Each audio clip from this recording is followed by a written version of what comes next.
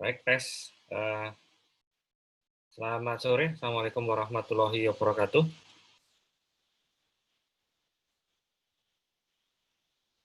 Suara saya terdengar dari sekalian?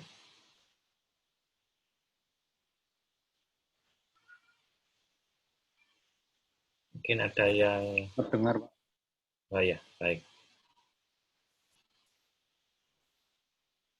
Baik, sekalian, saya akan langsung ke materi kita mengenai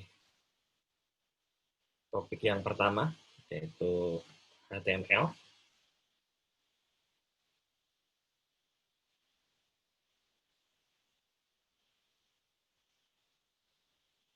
Nah,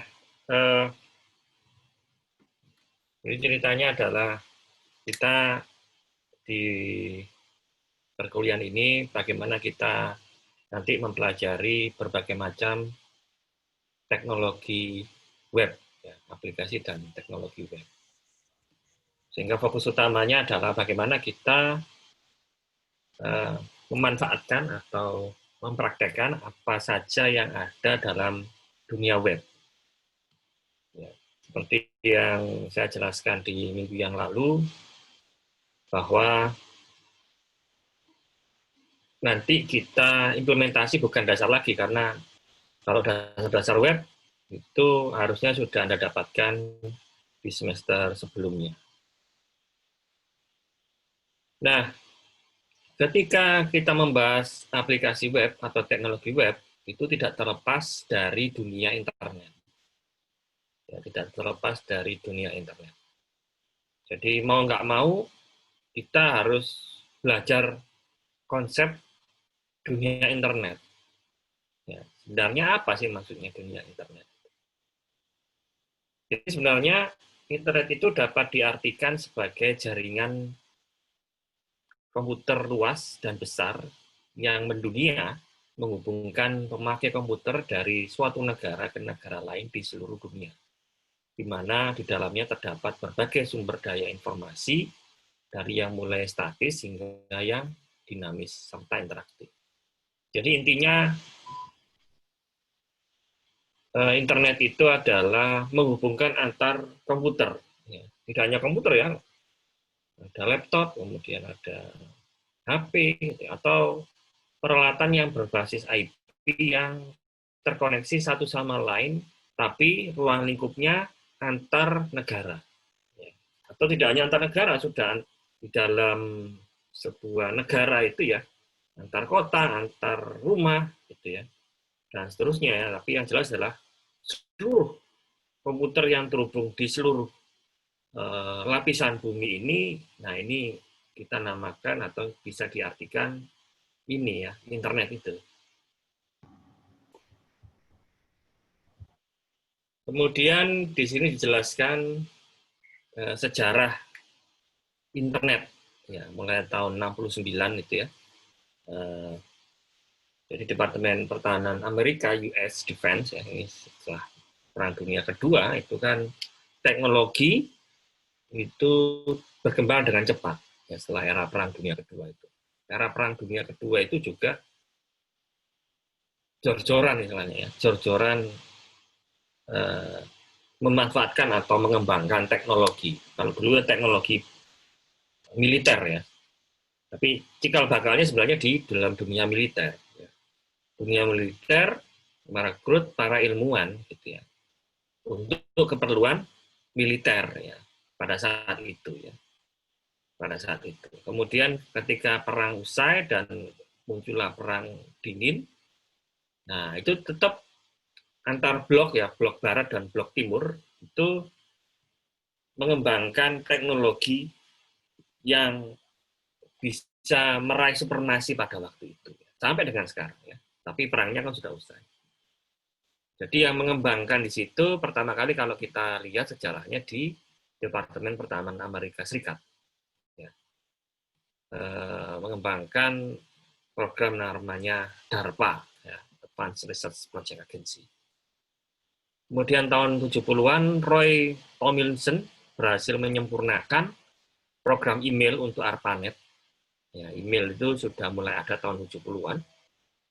Kemudian tahun 72, 10 komputer yang berhasil dihubungkan sehingga mereka saling berkomunikasi dan membentuk sebuah jaringan.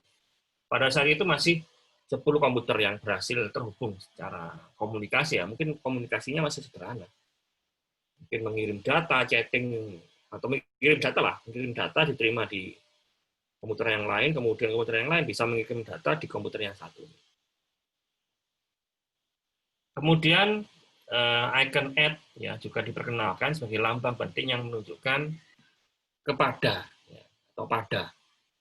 Tahun 72 itu istilah add itu sudah ada. Ya.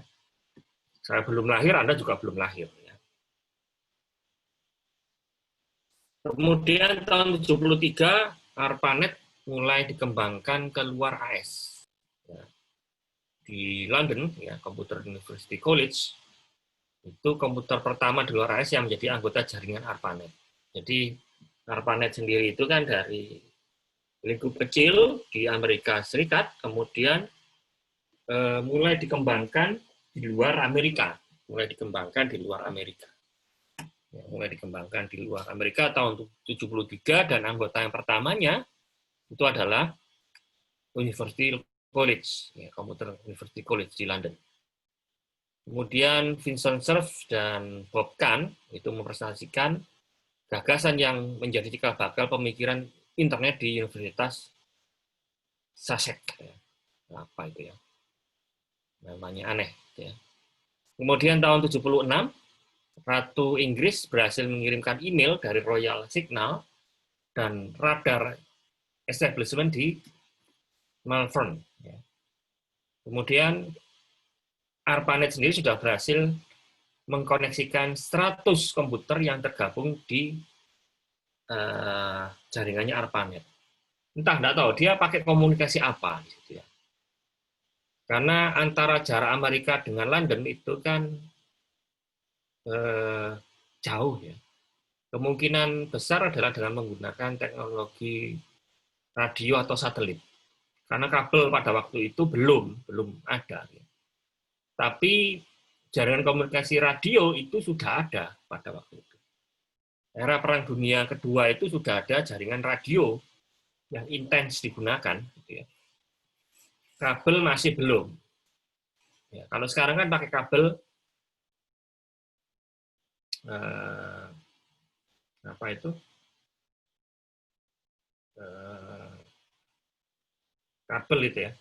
Kabel saat ini saya sampai lupa nama istilahnya. Kabel yang ada kacanya. Fiber optik, fiber optik. Fiber optik kalau sekarang kan ditanam di bawah laut ya. Dengan panjang yang antar negara gitu bisa dilakukan. Kalau dulu masih belum ada. Ya, jaringan fiber optik masih belum ada pada waktu itu. Oke. Kemudian pada tahun 77 itu masih 100 komputer. Ya, masih sangat sedikit. Kemudian tahun 79, Tom Truscott, Jim Ellis, dan Steve Milovin menciptakan newsgroup pertama yang diberi nama Usenet. Jadi ada newsgroup pada waktu itu, ya mungkin kayak email mailing list gitu ya. Karena pada waktu itu sudah ada email. Ya. Web masih belum ada. Ya. Beritanya ya via email tadi saling kirim. Kemudian tahun 81, France Telecom meluncurkan telepon televisi pertama. Ya, di mana orang bisa saling menelpon sambil berhubungan dengan video link. Ya. Kemudian dibentuk Transmission Control Protocol atau TCP dan Internet Protocol atau IP tahun 82. Itu mulai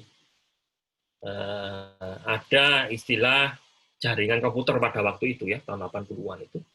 Istilah TCP IP ya itu mulai ada di situ ya, UDP juga di situ. Kemudian 84 diperkenalkan sistem nama domain yang kini kita kenal dengan DNS, ya, domain name system. Jadi kalau IP itu kan kesulitan ya. Kalau saya menghafalkan IP address komputer itu jelas nggak nututi otak manusia itu ya. Yang paling mudah adalah dengan menggunakan nama sehari-hari, ya, nama alias sehari-hari. Contohnya adalah google.com, ya, detik.com, pensac.id. Ya. Itu kan lebih mudah mengingat daripada kita mengingat IP address. Ya. Kita mengingat nomor HP saja itu kan sulit. Ya. Nomor HP-nya orang itu sulit. Karena sudah banyak yang punya nomor HP. Paling yang hafal kita paling pas kita pacaran, karena yang kita hafal ya nomor HP pacar kita. Gitu ya. Itu situ, yang lain sudah tidak. Gitu. Nah, sehingga dibangunlah DNS tahun 84 itu. Kemudian tahun 87 jumlah komputer itu 10 kali lipat, ya, sekitar 10.000 lebih ya tahun 87 itu yang terhubung dengan ARPANET tadi. Kemudian 88 itu Jarko Orgen dan dari Finland menemukan IRC, Internet Relay Chat. Ya. Jadi kalau dulu tadi itu yang sebelumnya pakai email saja komunikasinya, yang tidak live ya. Nah itu pinginnya ada komunikasi yang live. Ya, artinya live itu saat itu juga. Tahun 88 itu ditemukan IRC. Saya main IRC itu sekitar tahun 2000-an, ya, 99 tahun 2000-an. Sampai dengan tahun 2003 kalau nggak salah IRC itu. Internet Relay Chat. Ya. Itu zaman-zamannya chatting, ya rame-ramenya itu pada zaman-zaman itu gitu ya. Ya, mungkin Anda masih bayi ya, atau mungkin baru lahir gitu. Baru lahir di situ, atau belum lahir malah ya. Nah, itu tahun 2000-an itu IRC cepat, atau bukan cepat ya, itu yang disukai di sana. Karena memang komunikasi satu-satunya yang pakai jalur internet itu ya pakai IRC itu. Kita bisa berkenalan di seluruh dunia. Ya, tapi ya kenalannya yang ngapain ke dunia ya, selain di luar Indonesia, paling lingkupnya Indonesia. Ya. Bisa berkenalan dengan orang Malang ya, atau mungkin area Jawa Timur yang nggak sampai yang keluar Jawa Timur itu, karena secara komunikasinya itu kan pas gitu ya, kalau kita sama-sama orang Jawa. Ya. Kemudian tahun 90-an, tahun yang paling bersejarah ketika Tim Berners-Lee menemukan editor dan browser yang bisa menjelajah jaringan. Ya, program inilah yang disebut sebagai World Wide Web. Jadi internet sendiri atau web sendiri, webnya sendiri, kalau internetnya sudah cukup lama ya, era yang tahun 70-an tadi. Webnya sendiri baru ada tahun 90-an. Ya, diperkenalkan oleh Tim Berners-Lee. Ya. Kemudian tahun 92 komputer yang tersambung 1 juta lebih. Ya, kalau tadi 100.000, sekarang sudah 1 juta.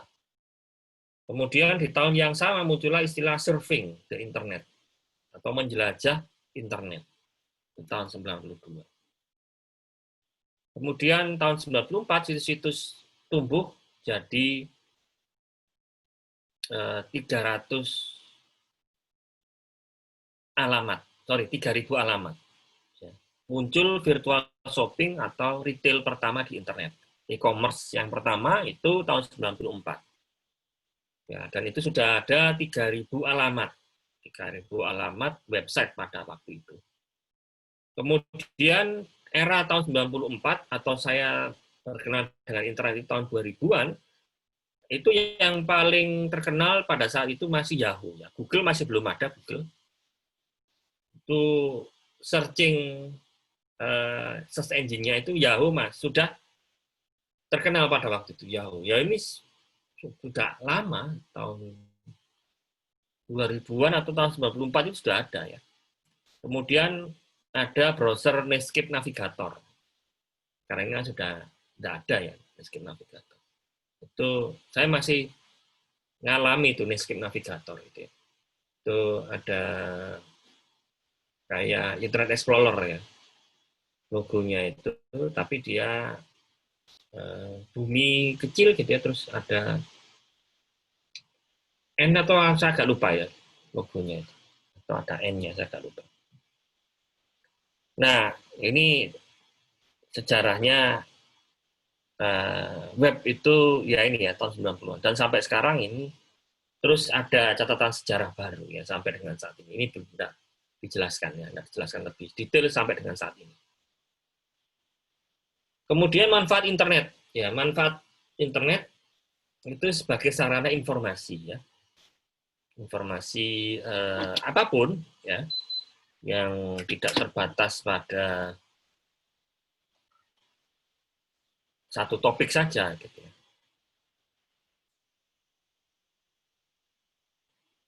Bentar ya, saya tinggal sebentar.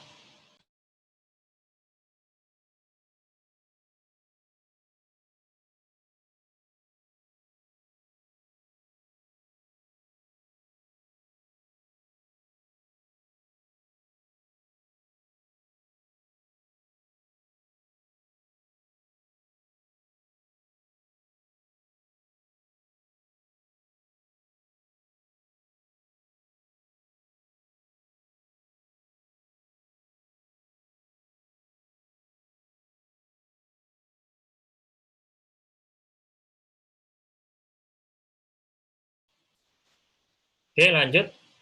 Jadi manfaat internet adalah berbagi informasi ya, termasuk informasi kehidupan pribadi ya, ada kesehatan, rekreasi, hobi, pengembangan pribadi, rohani, sosial, atau informasi untuk kehidupan profesional atau kerja, sains, teknologi, perdagangan, agama, komoditas, berita, bisnis, asosiasi profesi, asosiasi bisnis, ya, berbagai forum komunitas dan seterusnya ya. Kemudian keanggotaan internet tidak mengenal batas, tidak mengenal negara, tidak mengenal ras, tidak mengenal kelas. Semuanya bisa masuk ke dalam dunia internet. Tidak ada pengecualian apapun. Tidak ada larangan apapun gitu ya, itu semua bisa masuk ke internet. Ya, asalkan media komunikasinya ada ya. Kadang-kala kita nggak bisa internetan karena apa? Ya providernya ditutup. Ya, ditutup itu kayak yang kasusnya hoax ya. Hoax yang beberapa bulan yang lalu ya terkait dengan pemilu dan seterusnya ya supaya nggak rame. Nah itu beberapa jalur komunikasi di suatu wilayah itu ditutup, nggak bisa internetan. Ya, supaya apa? Hoax-nya tidak terlalu menyebar luas. Gitu ya. Kemudian manfaat internet terutama diperoleh melalui kerjasama antar pribadi atau kelompok tanpa mengenal batas jarak dan waktu. Oke. Kemudian website itu apa? Ya. Website itu adalah kumpulan situs dapat diartikan sebagai kumpulan halaman-halaman yang digunakan untuk menampilkan informasi, gambar bergerak, suara, dan atau gabungan dari semuanya. Jadi sebenarnya website itu adalah kumpulan dari halaman-halaman informasi, ya. Halaman-halaman informasi yang disajikan dalam browser, gitu ya. Itu membentuk sebuah website. Di dalamnya ada konten yang paling banyak adalah teks, ya.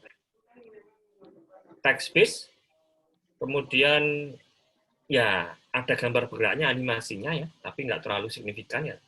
Yang paling banyak adalah informasi teks. Informasi teks. Kemudian baik yang bersifat statis maupun dinamis yang membentuk satu rangkaian bangunan yang saling terkait di mana masing-masing dihubungkan dengan link-link. Jadi antar web, antar halaman itu bisa dihubungkan dengan link. Kekuatannya si website itu ada di linknya itu. Antar halaman bisa saling terhubung. Ya. Bisa kita menuju ke satu halaman ke halaman yang lain. Contoh sitemap atau peta situs. Ya. Di halaman pertama itu indeks HTML. Kemudian ada beberapa link di sini. Ada profil, ada visi misi. Hasilnya kita klik profil, misalnya dia akan menuju ke halaman informasi profil HTML. Ya, profil HTML juga begitu. Nanti ada isinya, ada teks HTML ataupun foto. Ya, itu hubungannya seperti itu dan seterusnya. Ada visi misi di dalamnya ada teks juga. Kemudian ada program HTML nanti program studi maksudnya ada yang program diploma, ada yang sarjana, ada pasca sarjana dan seterusnya. Nah, itu contoh informasi dalam sebuah situs web itu berisi sitemap. Ya, jarang ada sebuah situs itu yang isinya cuma satu halaman saja. Jarang ada. Biasanya minimal ya beberapa halaman. Tapi sekarang ini modelnya ada yang satu halaman ya, tapi dia scroll ke bawah. Dia scroll ke bawah. Dia ada topiknya di atas, diklik, dia akan geser ke bawah. Ya nggak ada masalah sebetulnya. Tidak harus lebih dari satu halaman, tidak harus. Tapi informasi yang ditawarkan kepada user itu biasanya banyak, ya nggak sedikit. Kemudian unsur website, ya, itu ada domain name, ada hosting, ada script, kemudian ada aplikasi internet atau web. Domain name, ya misalnya apapun itu ya, kemudian di belakangnya ada ini ya, ada tiga huruf atau satu huruf bahkan ada. 2 huruf lah minimal. 2 huruf, kemudian ada contohnya di situ, contohnya com itu berarti yang paling umum itu komersial, ya, biasanya untuk perusahaan. Kemudian edu ini untuk edukasi atau pendidikan, tapi biasanya untuk negara Amerika. Kalau sekarang di Indonesia kan pakai ACID, ya. ACID. Ada ACID berarti kan Indonesia. Ada AC US, ada. Ada ORG, ada Gov, government, ada MIL itu untuk militer. Kemudian, nah ini ada yang country specific domain ya, .id di belakangnya ini .id seperti itu. Nah ini berarti menunjukkan negara ya, second level ID. Ya, kalau ini first ID, yang bawahnya ini second level ID. Kemudian berikutnya kalau kita di internet itu kita butuh domain ya, kita butuh domain. Harus itu. Kalau nggak ada domain yang terjadi adalah IP base yang harus diakses. Dengan IP base itu nggak akan bisa terkenal, nggak akan bisa diingat oleh semua orang. Ya. Jadi harus berbasis domain name. Kemudian juga ketika kita sudah mempunyai domain, kita juga harus punya hosting. Ya. Kita juga harus punya hosting. Hosting itu maksudnya adalah kita menaruh file web kita itu ada di komputer yang terhubung ke internet. Ya. Terhubung yang ke internet. Apakah komputer Anda bisa? Bisa, asalkan komputer Anda ini punya IP public. Punya IP public yang bisa diakses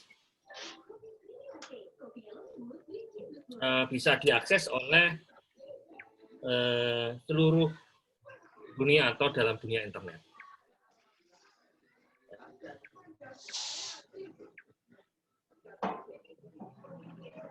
Nah, jadi misalnya kalau nggak punya IP public untuk hosting ini, Anda bisa menyewa provider. Ya. Anda bisa meletakkan file-file web Anda ke provider yang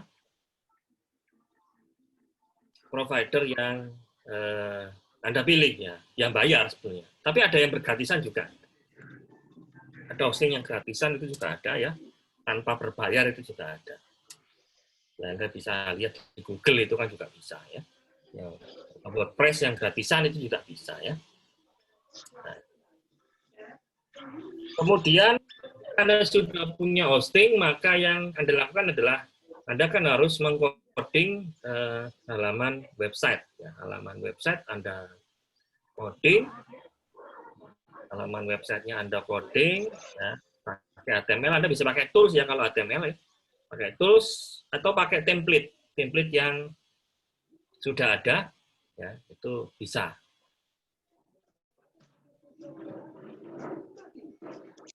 Kemudian untuk lebih dinamis lagi, seperti misalnya terhubung ke database, Anda harus pakai bahasa pemrograman bantuan yang lain. Misalnya adalah Anda bisa pakai PHP, ASP, ya, JSP, ya, dan seterusnya. Ataupun JavaScript, ya, itu bisa Anda dapatkan juga.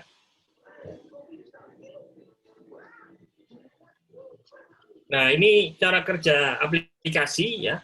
Ketika kita lihat web browser ya, di paling kiri, kita lihat alurnya anak panahnya ini ya. Nah, Anda posisinya ada di sebelah kiri ini. Sebelah kiri ini. Ya.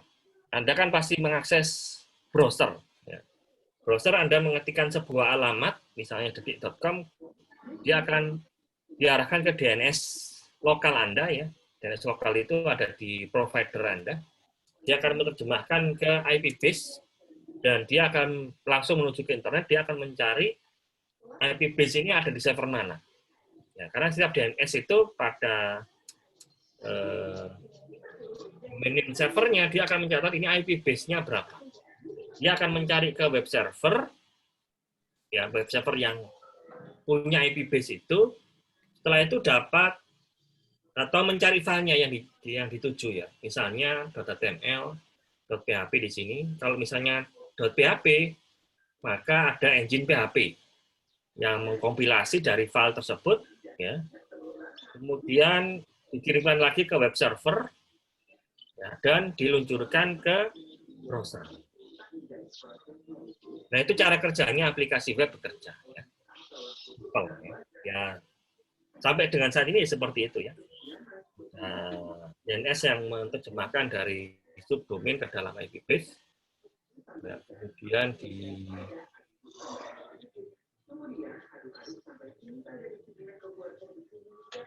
dibaca ya, dia pakai komputer, pakai atau mencari file apa dan seterusnya ya.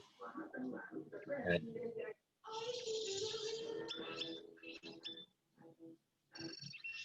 oke, berikutnya aplikasi internet yang bisa Anda wujudkan saat ini dalam dunia internet.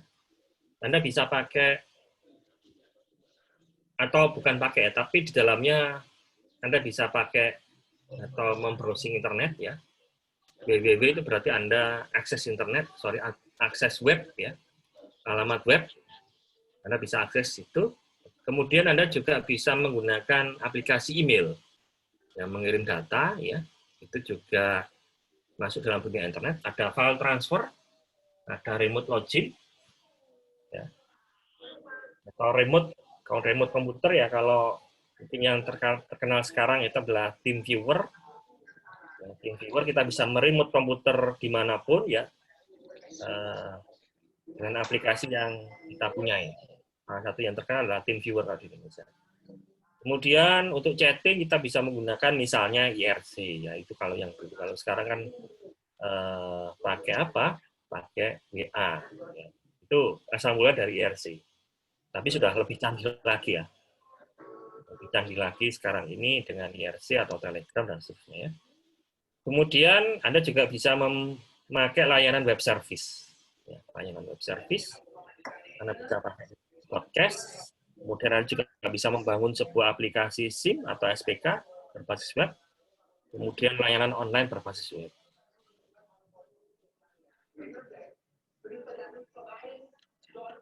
Nah, kemudian untuk membangun sebuah aplikasinya, kita bisa dasarnya kita harus belajar bahasa webnya. Pertama kali kita harus belajar mengenal bahasa HTML, Hypertext Markup Language. Jadi cikal bakalnya website, nah, itu bahasanya adalah ini atau scriptingnya menggunakan HTML. Nah, HTML ini yang nantinya akan diterjemahkan oleh browser menjadi sebuah tampilan yang kita inginkan. HTML, Hypertext Markup Language.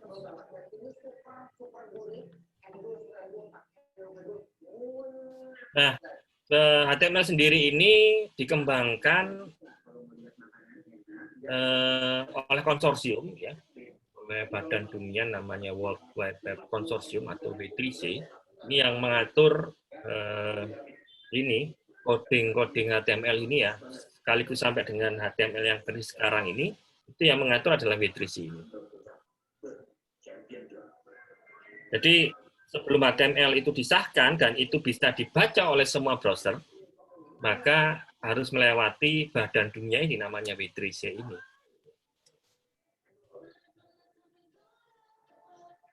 Nah, isinya HTML itu sangat sederhana ya, dia nanti berbasis tag ya. Saya tidak menjelaskan detail dari HTML itu seperti apa. Anda bisa browsing-browsing ataupun Anda sudah mendapatkan di materi sebelumnya yang di pemrograman web. Jadi ini lebih fokus cerita ya, HTML sendiri itu adalah cikal bakalnya dunia website atau dasar fondasinya website ya, sebelum dikembangkan dengan teknologi-teknologi yang lain saat ini. Dan dia sangat ringan sekali karena dia berbasis text-based. Text-based tapi nanti dia membawa gambar, ya membawa suara ataupun membawa konten apapun di dalam. Nah, sejarah HTML sendiri tadi sudah dijelaskan di tahun 90-an, itu Tim Berners-Lee, itu seorang ahli fisika di lembaga penelitian CERN yang berlokasi di Swiss, yang memiliki ide tentang sistem hypertext yang berbasis internet. Tim Berners-Lee ini.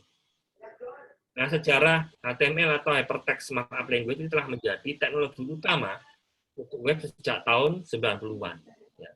Tim Berners-Lee menciptakan HTML pada tahun 89 sebagai cara sederhana namun efektif untuk mengkodekan dokumen elektronik. Ya, bahkan tujuan awalnya dari web browser adalah melayani pembaca untuk membuka dokumen perkembangan HTML. Jadi sebenarnya HTML itu format yang sebelumnya belum dikompilasi, bentuknya ya berupa tag-tag yang nanti si pembaca yang akan menerjemahkan sendiri. Tetapi dengan kemampuan browser sekarang ini, browser dibuat cerdas, jadi dia bisa menerjemahkan apa yang ada di dalam kode-kode HTML. Ya. Misalnya adalah tulisan bold, tulisan miring, gitu ya, paragraf dan seterusnya.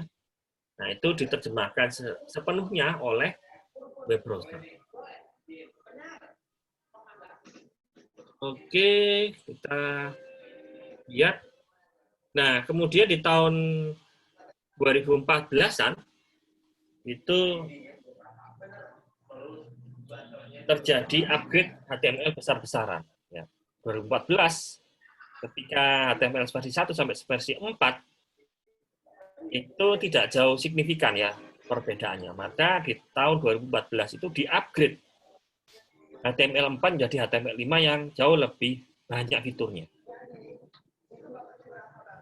Nah, itu kapan-kapan nanti saya ceritakan teknologi HTML 5.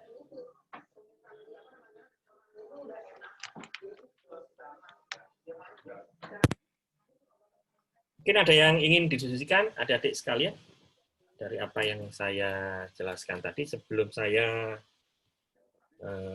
lanjut ke materi berikutnya.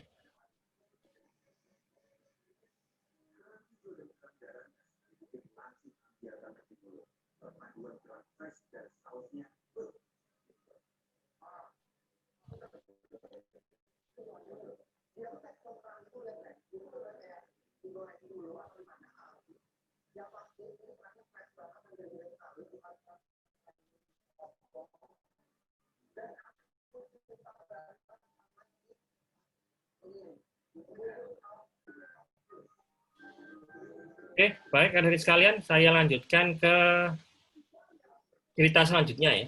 Ini masih kita cerita dulu aja. Teknologi web dan web design ya. Introduction-nya tadi sudah saya jelaskan ya, apa itu World Wide Web, internet itu apa, W3 itu juga apa, ya. Sudah saya lompati saja. Kemudian W3 berjalan dengan protokol hypertext ya, HTTP ya. Hypertext Transfer Protocol ya, itu adalah protokol standar web sampai dengan saat ini. Yang biasa kita gunakan adalah dengan menggunakan port 80 ya. Untuk standarnya 80, kemudian untuk SSL-nya yang HTTPS itu menggunakan port 443. Kemudian halaman web merupakan file teks murni ya, yang berisi sintaks-sintaks HTML yang dapat dibuka atau dilihat diterjemahkan dengan internet browser. Kemudian sintaks HTML mampu membuat konten teks, ya, gambar, audio, video, dan animasi. Ya, oke.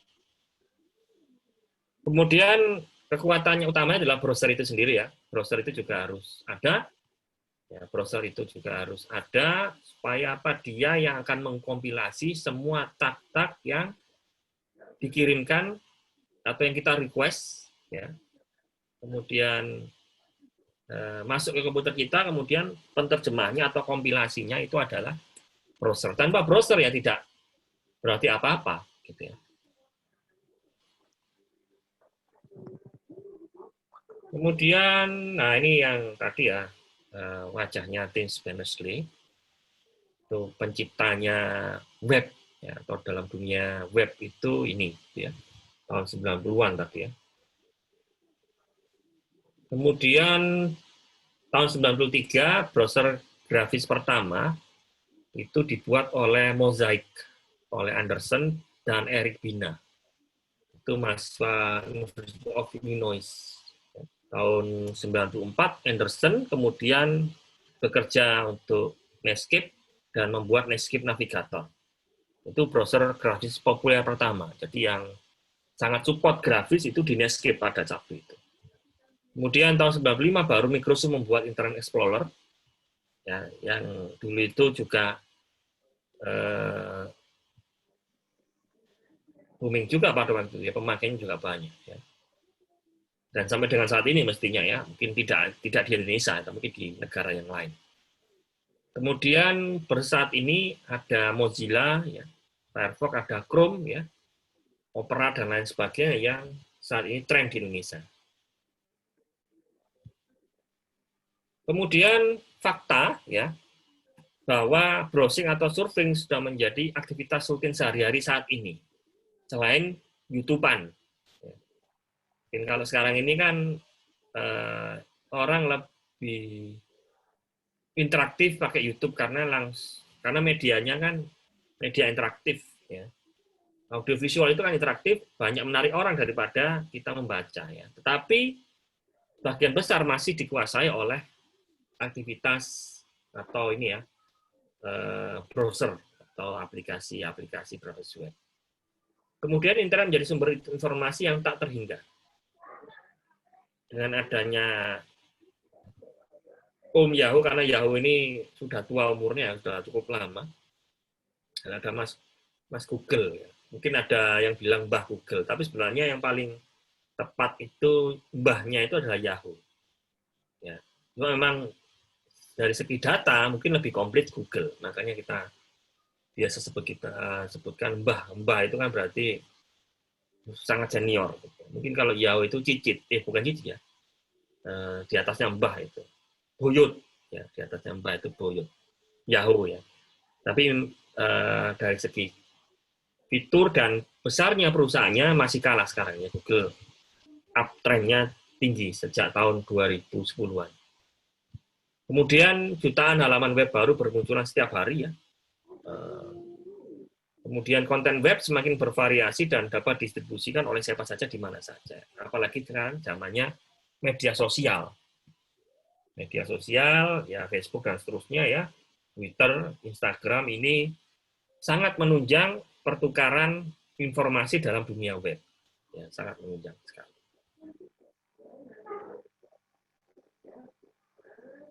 Nah, aplikasi apa saja yang ada? Yang internet itu ada email, ada online games ya. Online games itu saya juga jarang memanfaatkan. Tapi dulu sekali sih, cuma jarang banget online games. Ya. Bosenan saya, paling 1 bulan 2 bulan sudah bosen gitu ya. Kalau gamenya itu saja. Kemudian ada chat, ya MIRC ini yang dulu nih ya, MIRC Yahoo Messenger, sekarang ini ada WA, ada Telegram dan seterusnya. Kemudian ada Google Earth, Google Map, ya itu berbasis internet. Kemudian ada web base, itu ada search engine, bisa pakai Yahoo, Google, ada web blogs, ada web komunitas. Kalau dulu itu masih ada Friendster. Ya, zamannya saya itu tahun 2000-an itu komunitasnya itu Friendster ya. Sekarang digantikan oleh Facebook dan seterusnya. Ada MySpace, ada Multiply, High Five, Yahoo 360, YouTube dan seterusnya ya. Kemudian Webgrowth. Ya, ini masuk tahun 2001 itu Anda bisa lihat websitenya itu sangat luar biasa berkembangnya, apalagi sekarang sudah sangat besar sekali ya.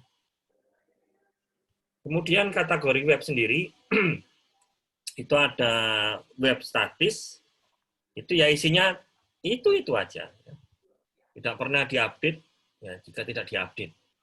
Itu web statis itu biasanya umurnya nggak terlalu lama. Maksudnya bukan berulang, maksudnya ya melihat itu ya satu dua kali saja gitu. Sebenarnya nggak ada yang melihat ya, karena dia nggak ada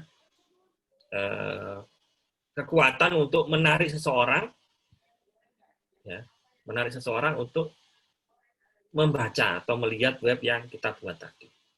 Kemudian ada web dinamis, ya, website yang tampilannya tidak statis. Jadi dia mungkin updatingnya bisa harian, bisa mingguan, ya, tapi ada sesuatu yang berubah isinya. Nah, itu yang paling dicari orang adalah website dinamis, ya. Oh, ternyata ini contoh saja lah, konten berita itu kan selalu dinamis, ya. Setiap hari selalu berubah isinya. Nah, itu paling banyak dikunjungi orang. Tapi tidak selalu web dinamis, ya. Web dinamis yang seperti berita itu ya pasti. Ada yang website dinamis yang simple, ya, search engine itu kan simple, tetapi isi datanya bisa menampilkan informasi yang tak terhingga, yaitu search engine itu banyak dicari orang. Kalau web statis kita hanya butuh HTML only, ya, hanya butuh bahasa HTML saja. Tapi kalau dinamis kita HTML plus, bisa plus web scripting atau ada animasi interaktif, misalnya pakai Flash, pakai Java Applet. Tapi kalau yang versi sekarang ini dengan HTML5, CSS3 itu bisa kita manfaatkan tanpa adanya aplikasi plugin bantuan. Nah, HTML yang didefinisikan ini sudah bukan versi terakhir, ya, tapi yang sekarang adalah versi 5. Ya, ini slide yang cukup lama. Kemudian digabung juga dengan XML sebagai standar baru, ya, sehingga website sendiri itu bisa membawa data yang bisa dibaca oleh perangkat-perangkat yang lebih low level, ya,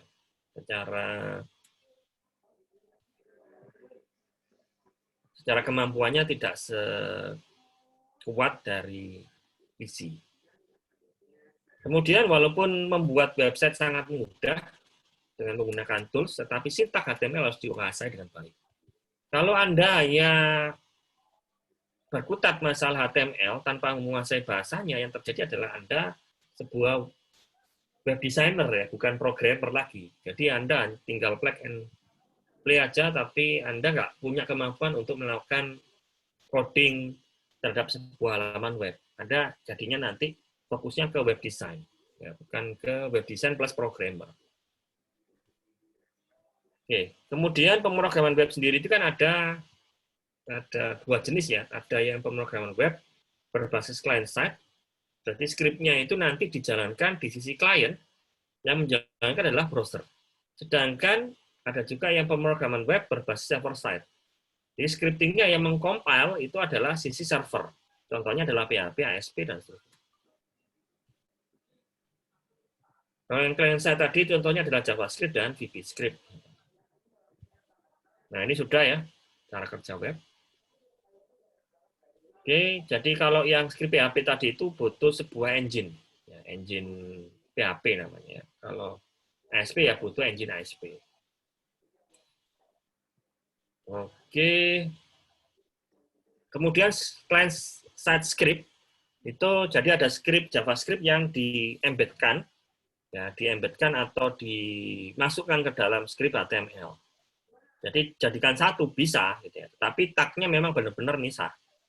Tag-nya benar-benar misah. Tambahnya apa sih untuk script-nya ini? Supaya tampilan yang ada di website sisi klien itu jauh lebih interaktif. Contohnya menampilkan jam dan tanggal. Kemudian ada menu yang dinamis, ya, menu drop down. Itu kalau HTML biasa nggak bisa, ya. Itu harus pakai bantuan JavaScript. Kemudian kontrol terhadap sebuah window, ya. Window bisa kita kontrol, ya, dengan JavaScript itu. Ada animasi sederhana, kemudian untuk validasi form, ya, pada umumnya untuk dunia informasi itu untuk validasi form. Dan biasanya untuk games, ya, untuk games. itu butuh bantuan JavaScript. Kemudian keuntungannya apa? Ya, waktu proses relatif cepat karena langsung dieksekusi oleh browser klien.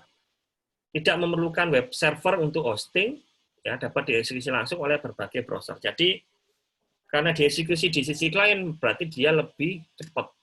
Keuntungannya adalah lebih cepat. Kerugiannya adalah apa? Skripnya bisa dilihat oleh pengguna, bisa di copy paste. Ya. Tidak cocok untuk database atau nyimpan password, nggak boleh. Gitu. Kalau Anda pakai client server side, nggak boleh Anda misalnya untuk password, menyimpan password atau bermain dengan login ya, pakai JavaScript dan skripnya Anda taruh di JavaScript, jelas percuma. Karena bisa dibaca oleh user skripnya. Kemudian tipsnya untuk client-side script, gunakan untuk proses-proses sisi klien ya. Karena JavaScript mudah dibaca, maka disarankan hanya pelengkap saja ya, misalnya untuk animasi dan seterusnya. Tapi untuk validasi form dan seterusnya, lebih baik Anda gunakan dua lapis. Lapis yang pertama pakai client-side script, dan lapis yang kedua pakai server-side script. Kita juga ya dari sekalian karena maghrib kita break sejenak dan kita lanjut lagi jam 6 ya. Kita sholat dulu, nanti jam 6 kita lanjut lagi. Baik, saya close presentasinya dulu.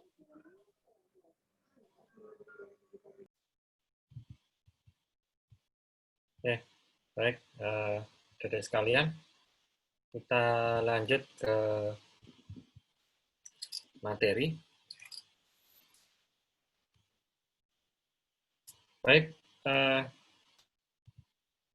tadi sudah jelaskan bahwa beberapa bahasa yang bisa Anda gunakan di dalam client-side script ya, bisa Anda gunakan JavaScript ataupun VBScript. Cuma tidak terlalu disarankan ya. Kalau misalnya Anda menggunakan validation form, maka Anda gunakan yang dua side ya, sisi klien sama sisi server, diperkuat dua-duanya. Kalau Anda menggunakan client side sebagai form validation, karena memang bisa dimanipulasi. Oke, kemudian yang server side, Anda bisa menggunakan ini misalnya adalah PHP, kemudian ASP ya. Kalau yang PHP ini sudah open source dan banyak digunakan luas, powerful juga. Bisa Anda gunakan di OS apapun bisa. Kemudian kalau Anda gunakan ASP, maka teknologi ini dikembangkan oleh Microsoft yang bisa digunakan di OS Windows. Ya. Anda bisa gunakan code version, ya, ataupun pakai JSP, ataupun JGI, dan seterusnya. Ya. Kemudian keuntungannya di sini advantage, ya, script tidak bisa dilihat oleh pengguna, sehingga tidak dapat di-copy paste. Ya. Kemudian dia cocok untuk akses data atau aplikasi database. Kemudian untuk membuat fitur-fitur tertentu yang berguna, misalnya counter, user management, desain yang dinamis, CMS, dan lain sebagainya. Kemudian disadvantage atau kelemahannya itu memang relatif lebih lambat karena harus koneksi dulu ke server. Ya. Lalu butuh server untuk hosting atau web server untuk hosting. Ya, dari situ itu saja sih kelemahannya ya. Kemudian selain itu Anda selain belajar HTML juga harus belajar CSS ya, atau Cascading Style Sheet. Nah, ini memperkaya atau memperindah tampilan HTML Anda. Kalau Anda hanya pakai HTML, maka Anda akan kesulitan untuk memperindah sebuah tampilan website. Maka butuh script namanya CSS ini, Cascading Style Sheet. Ya, CSS adalah bagian dari sebuah website yang khusus dibuat untuk mengatur tampilan sebuah website. Ya. kita dapat mengontrol isi konten dan tampilan secara terpisah. Oke. Jadi intinya adalah CSS itu mempermudah perancangan web dan sekaligus juga memperindah dari tampilan web yang kita buat. Dan fleksibilitasnya juga tinggi ya kalau Anda menggunakan CSS.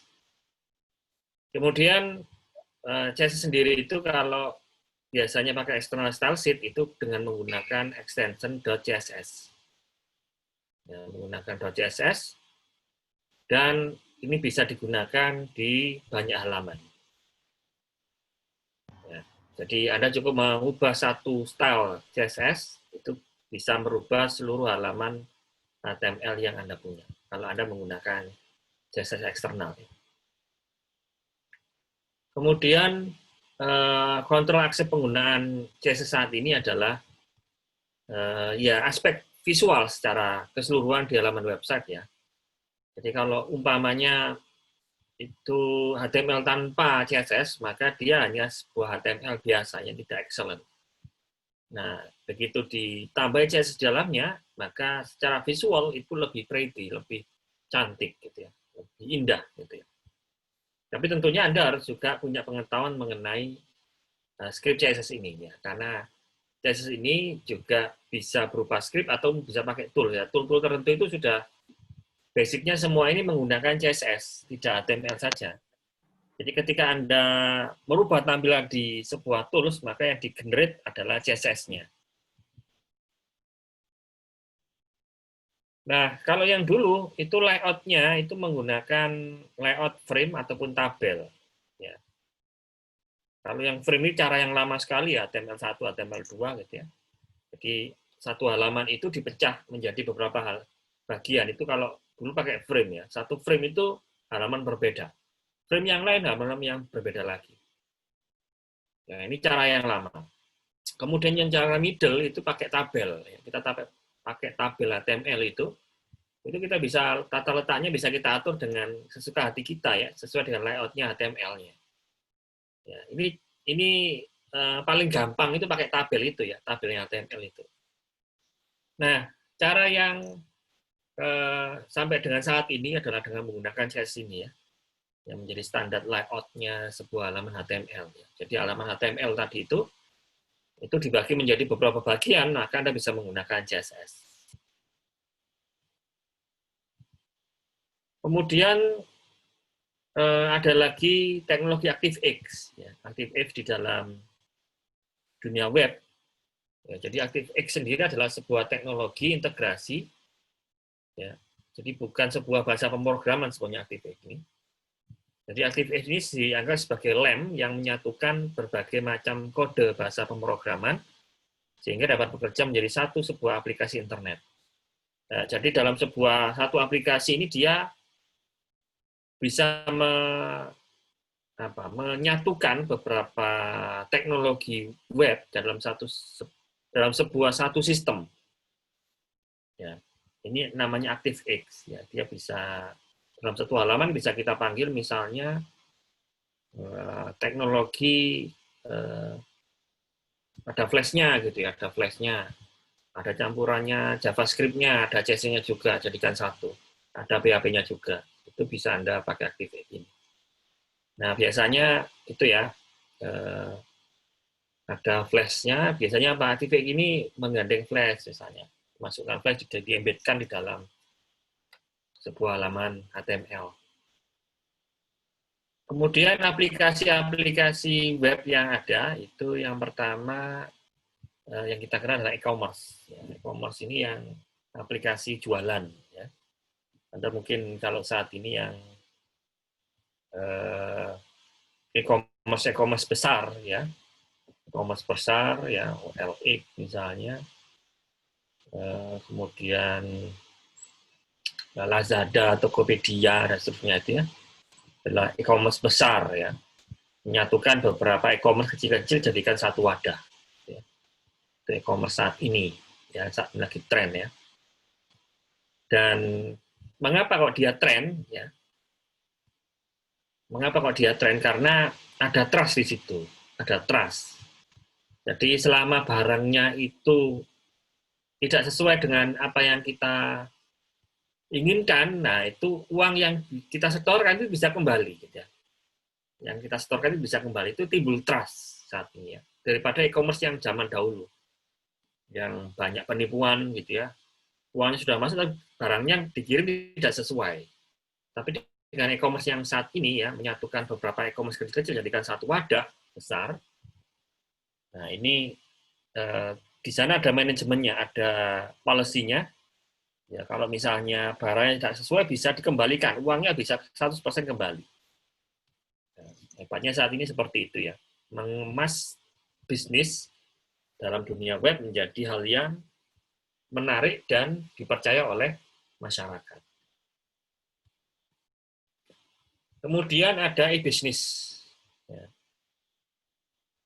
Nah ini hampir sama dengan yang e-commerce dan e-bisnis, ini kan lebih besar ya. Bisnis ini ya, ya tadi itu ya, gabungan dari e-commerce itu terhubung ke e-bisnis.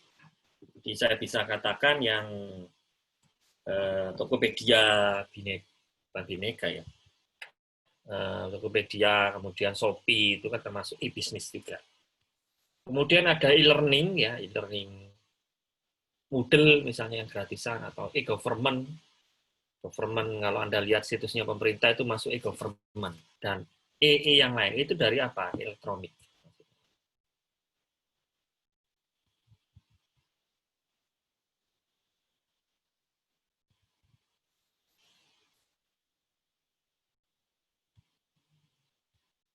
Oke, kemudian membahas mengenai web developer. Ya, web developer. Secara garis besar, web developer itu dibedakan menjadi tiga ya, menjadi tiga ini, yaitu yang pertama adalah web designer. Ya, jadi kalau web designer itu fokus pada antarmuka webnya. Ya, antarmuka webnya itu masuk ke web designer. Lalu ada web programmer, ini yang membuat skrip untuk halaman web. Jadi kalau web tanpa ada halaman dinamisnya ya, dia masuk ke statis ya, nggak bisa kita ubah datanya. Tampilannya tetap itu aja, maka harus ada web programmer. Kemudian web administrator. Nah, kalau web administrator ini yang mengisi kontennya, ya, mengisi kontennya ya,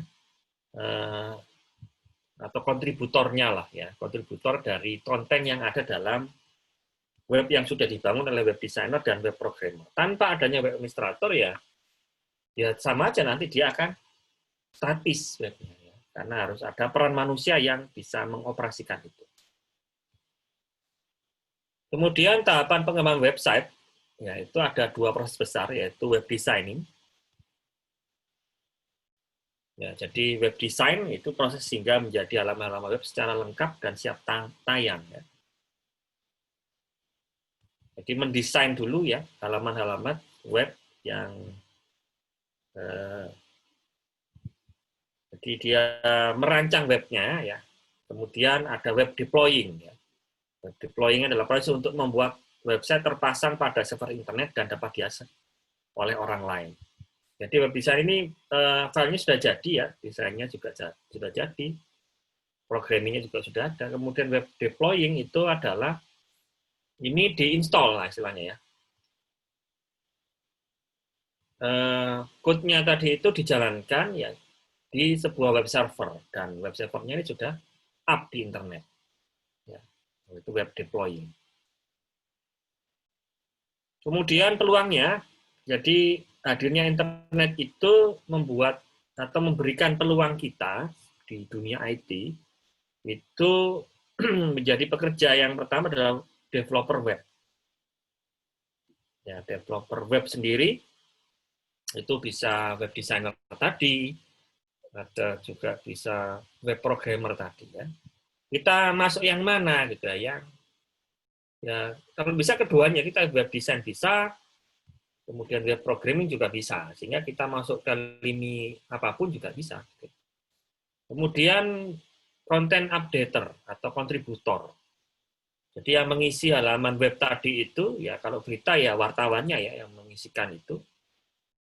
Kalau aplikasi YouTube itu YouTubernya, ya dia harus aktif mengisi konten. Kemudian juga network administrator atau web administrator yang tadi ya. Web administrator tadi itu selain juga mengisi konten juga bisa mengatur kapan konten itu bisa dipublish, ya itu web administrator. Mana yang nggak boleh dipublish, web administrator.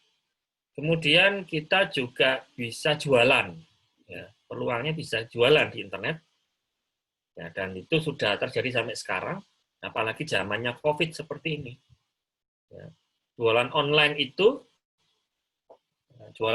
itu sangat menarik sekali saat ini, dan peluang besar, ya, di mana orang tidak boleh keluar rumah. Nah, jualan online ini menjadi alternatif yang sangat besar atau peluang yang besar saat ini ya. Kemudian ada interaksi bisnis dan seterusnya. Nah, fenomena yang terjadi di sini ada Amazon, ada Bineka, Okezone, Detik, dan seterusnya ya. Ada jualan-jualan online ya, yang berbasis bisnis tadi ya, dan seterusnya.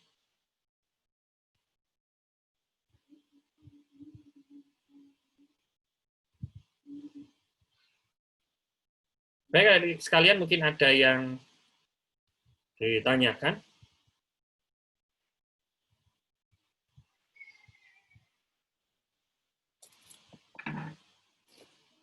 Saya sudah menyiapkan tugas untuk Anda, saya akan menjelaskan. Ada beberapa materi, tapi saya lanjut saja minggu depan ya. Materi ceritanya akan saya lanjut minggu depan, tetapi apa yang menjadi target kita adalah Anda bisa atau pernah menjalankan teknologi-teknologi web yang sudah ada saat ini ya. Saya akan tunjukkan tugas Anda.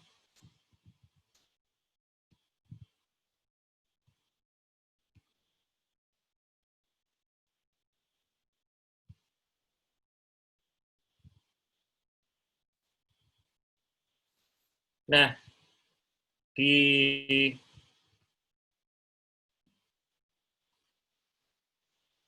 Google Classroom Anda itu sudah saya sediakan membuat project website.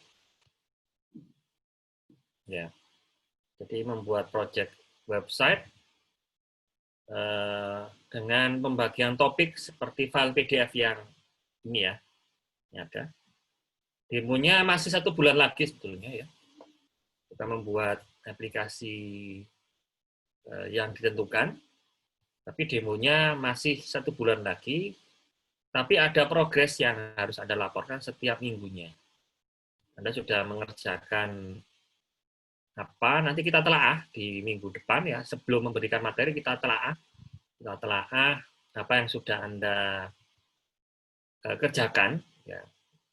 Saya telaah beberapa dari Anda yang sudah mengerjakan, atau mengumpulkan itu ya progresnya, reportnya setiap minggu ya, setiap minggu. Jadi minggu depan itu ada progres laporan tugas Anda ya, Anda capture hasilnya ya. Kalau bisa didemokan nanti bisa didemokan. Mungkin ada beberapa orang yang mendemokan itu sekilas saja, nanti juga ada saya nilai juga yang demo lebih awal ya, yang mungkin volunteer yang mau mendemokan itu ada nilai plusnya. Ada nilainya. Sebelum yang demo tanggal, kalau demo tanggal 5 itu wajib, tapi yang laporan mingguan ya yang Anda demokan itu adalah nilai plus, ya, nilai plus tambahan dari demo tanggal 5. Ya. Itu kalau volunteer ya. Kalau volunteer atau ada sudah ada hasilnya, itu akan saya berikan nilai plus setelah demo tanggal 5 itu. Jadi setiap minggunya memberikan laporan ya, dan laporannya dikumpulkan di Google Classroom ini. Ya. Berupa capture-nya dan penjelasannya. Ya. Anda kumpulkan dalam format PDF saja, masukkan ke dalam Google Classroom ini. Kita lihat pembagian tugas Anda. Nah, Ini 26 mahasiswa yang ikut perkuliahan saya ini, mulai nomor 1 sampai 26, nomor 1 sampai 2 sampai 3 ya, NLP 13, 21, dan 27 itu mengenai website berita. Jadi Anda membuat sebuah website berita. Anda bisa pakai apapun boleh, mau pakai tools apa, mau pakai template juga boleh, karena nggak harus coding dari awal. Ya. Kemudian Anda cari website gratisan juga nggak apa-apa ya. Tapi yang usahakan ini yang dinamis ya, yang ada database-nya. Ya, usahakan itu ya. Jadi Anda bisa pakai apapun, WordPress bisa, gitu ya. Atau kalau Anda nggak nemu atau istilahnya yang website gratisan, Anda mungkin demo di komputer Anda sendiri, boleh. Anda membangun di komputer Anda sendiri juga nggak ada masalah, nggak harus dipublikasikan. Ya. Cuma laporannya harus ada juga. Ya. Kemudian ada website galeri. Ya. Galeri ini ya macam-macam ya galeri ya. Ya. Galeri ini kan biasanya berupa foto ya, menyimpan galeri-galeri foto, misalnya foto mengenai, Anda tertarik mengenai apa? Mobil misalnya, ya kan galeri mobil misalnya. Macam-macam mobil beserta penjelasannya misalnya. Karena suka yang fotografi alam ya, mungkin ada galerinya galeri alam ya. Tinggal pilih saja ya. Salah satu dari itu ya. Kemudian website e-commerce yang NRP 23 sampai 60 tadi, e-commerce ini macam-macam. Anda bisa install CMS, ya, itu bisa. Ya, ada yang website government, ya website government, ya government itu macam-macam ya, mengenai apa? Mungkin mengenai kependudukan, ya, mengenai kesehatan itu bisa. Ya, misalnya jumlah penduduk gitu ya di sebuah wilayah, ada petanya, ini tidak apa-apa. Kemudian ada personal website. Nah, personal website ini berarti website mengenai dirinya sendiri. Ya, website mengenai dirinya sendiri Anda explore itu ada 3 orang ya. Kemudian website dating itu maksudnya adalah website perjodohan. Ya, website perjodohan mungkin sudah ada, tinggal template-templatenya tinggal Anda masukkan ya. Jadi mempertemukan seseorang dengan orang yang lain ya. Itu website dating ya, perjodohan lah istilahnya. Oke.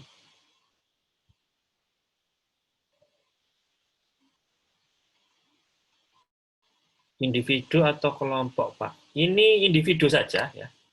Jadi ini individu ya. Individu tapi dengan topik yang sudah ditentukan. Oke.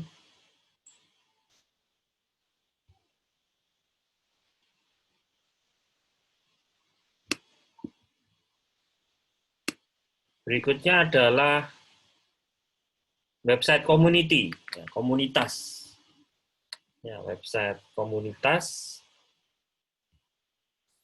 Ya, komunitas apa saja yang Anda misalnya sukai, misalnya komunitas hobi ikan misalnya. Tidak apa-apa Anda masukkan di situ ya, sesuai dengan ketertarikan Anda ya, komunitas. Kemudian website education, berarti topiknya mengenai education ya, pembelajaran. Ada apapun itu ya, apapun itu education mengenai pembelajaran, ya. Entah itu berita ya, kalau berita yang tadi. Education itu misalnya Anda membuat website tes online ya boleh ya, hubungannya dengan education. Mungkin semi e-commerce, bukan e-commerce, e-learning gitu ya, tidak masalah. Gitu, education. Kemudian ada website company profile, jadi sebuah perusahaan, apapun itu boleh Anda ambil gitu ya, perusahaan manapun bisa Anda tiru gitu ya, nggak ada masalah, atau Anda ambil datanya bisa ya. Ada itu banyak di internet ya. Kemudian ada website entertainment, ya, hiburan. hiburan kan macam-macam ya, misalnya mengenai film, musik, ya. Ya, apapun itu bisa Anda masukkan di situ ya. Jadi sekali lagi ini tugas individu dan kelompok, tapi topiknya sudah ditentukan. Oke? Ada yang tanyakan, ada di sekalian mengenai tugas ini?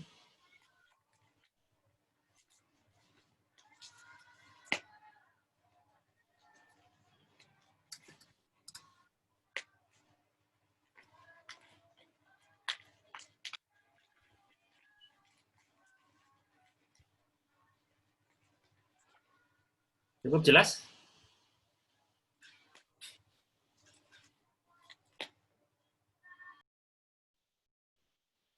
Ya.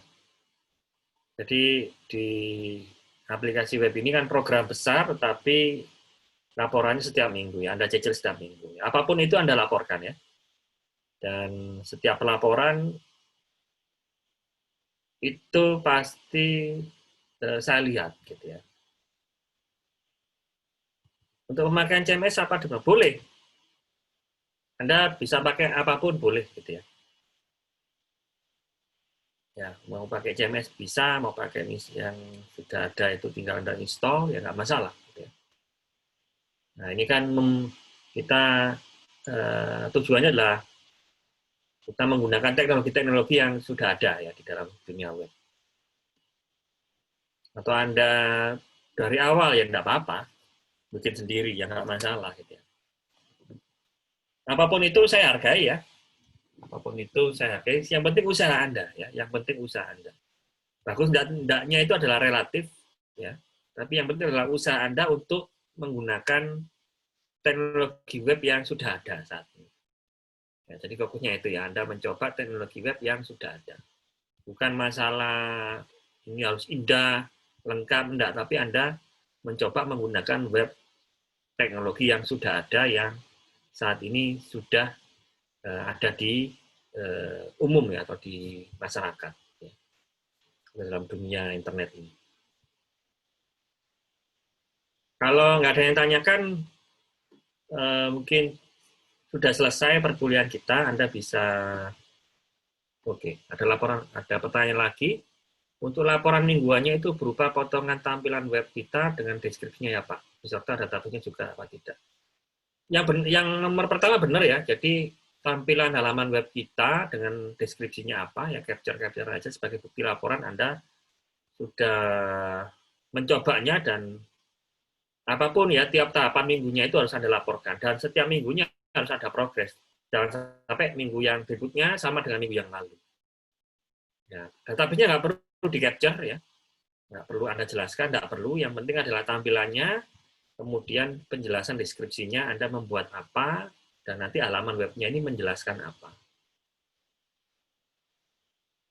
Nah, itu ada lagi yang ditanyakan? Apakah ada minimal berapa halaman begitu, Pak? Atau boleh single page boleh, halamannya beberapa lebih dari satu juga boleh.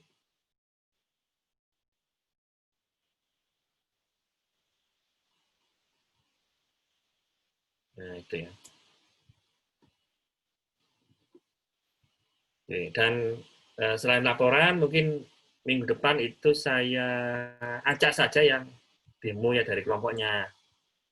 Dari topiknya kelompoknya itu mungkin satu demo sebentar gitu ya.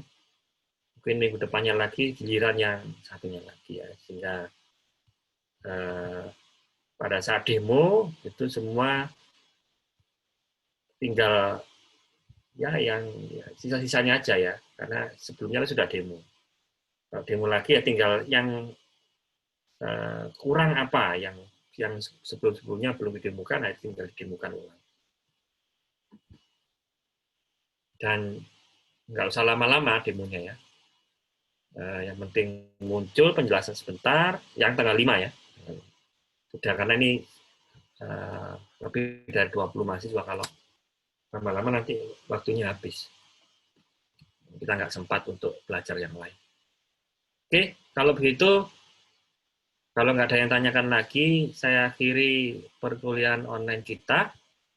Kita ketemu lagi minggu depan dengan penjelasan yang lainnya tentunya dalam aplikasi dan topik dari teknologi-teknologi web yang lain. Terima kasih, selamat malam.